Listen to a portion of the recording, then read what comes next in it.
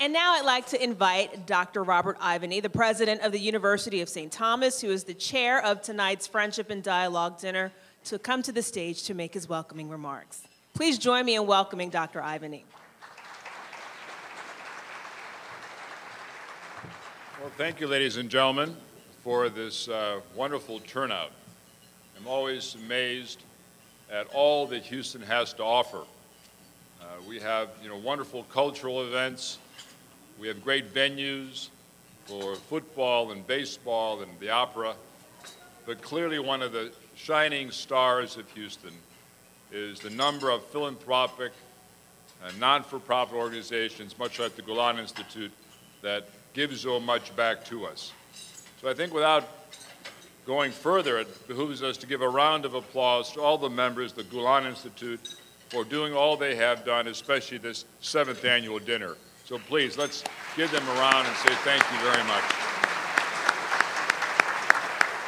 Now, the theme for this dinner is moving from tolerance to friendship. I think it's fair for us to ask, just how do we do that?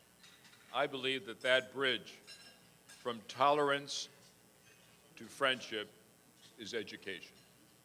Now, I think it's fair to ask, how do we participate in this education, which is so important? I would like to offer to you is that we have to be the spark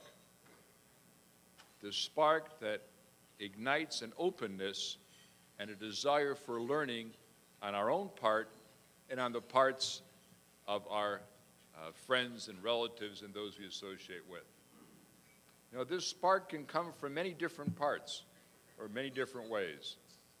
It can come from discussions sometimes when someone says, have you considered this other opinion? Have you considered this different perspective? Or it could be something in the newspapers or in the media that we see. You say, this is a very troubling incident or event. How can I learn more about this? And maybe sometimes we're challenged by the media and say, I don't agree with what this gentleman or lady is saying. I've got to learn more. That spark has to come from somewhere, and that openness leads to education.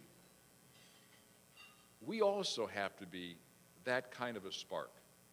And sometimes, it just takes a little bit of inquiry. It just takes a kind word when there's so much in the news today that is troubling, whether it be in the national scene, whether it be internationally. You can hardly look anywhere without seeing some sort of either racial, religious, ethnic strife somewhere. And oftentimes all it takes is a thought. You say, well, have you thought about this? Like you, I get often emails from all different sources. And boy, something you just say, where in the world did this come from? And if you reply in the positive and ask the hard questions, the questions that maybe are not as politically correct as others, and say, look into this a little more deeply. Inquire about different faiths, different cultures, different perspectives, because that then leads to an education, that there is a constant dialogue that has to take place, a meaningful dialogue between faith and reason. Because if we have reason without faith, then we have sort of a secular liberalism that does not attack the issues upon which we really should look at things in a holistic manner. If, on the other hand, we take faith without reason, seems to me we have a fundamentalism that ignores the body of knowledge that has grown and that necessary reasoning and openness which true education depends.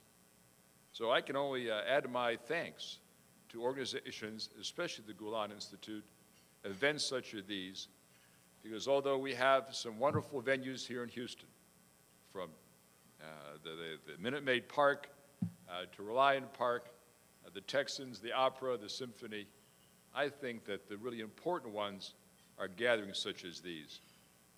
It's awful impressive to see 360 individuals, yourselves, to come here. Every year I think it's grown and gotten more meaningful, more rewarding.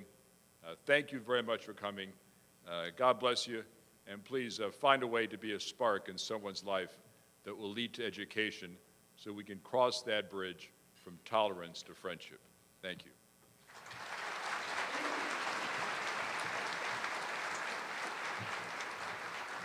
Well, tonight's Friendship in Dialogue dinner has been organized and supported by the Institute of Interfaith Dialogue. Now, some of you have been to the event before, and you probably know a little bit about IID, but for the benefit of those guests who are attending for the first time, can you raise your hand if you're a first-time guest? Wow. Well, welcome for the first time. Well, this is going to be great for you. For the benefit of those first-timers, I'd like to invite Dr. Yüksel Aslan Dogan. He's the president of the Institute, who will briefly tell us more about the Institute. We are pleased with your presence. We are honored with your presence. Your presence alone is the heart of this event, nothing else, really. And at every IID gathering like this in Houston or in other places, and I believe in every interfaith gathering or in every interfaith project, the presence of people, the participation of people, symbolizes something greater than simply being there. And that is, it symbolizes our hope that humanity as a whole can do better than what we are doing right now. It symbolizes our commitment to be part of the solution rather than part of the problem.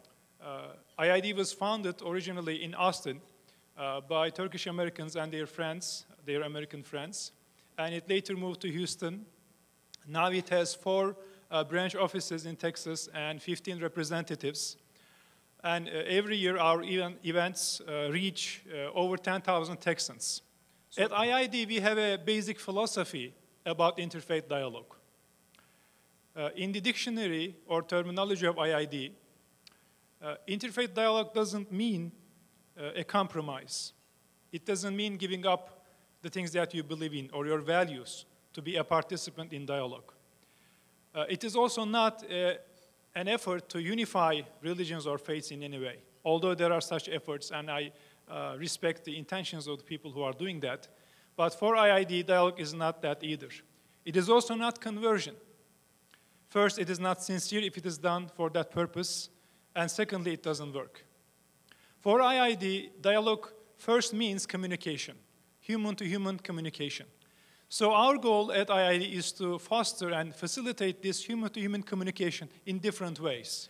Through events such as these dinners, family dinners, through academic events where we have scholars from different traditions sharing their views on certain topics of relevance. We have also grassroots events. For instance, we have the Noah's Pudding distribution where families cook this special dessert made of many things, representing what Noah and his people were able to cook when they landed on Mount Ararat, which incidentally happens to be in Turkey. But there is a grassroots event that also symbolizes the human-to-human communication.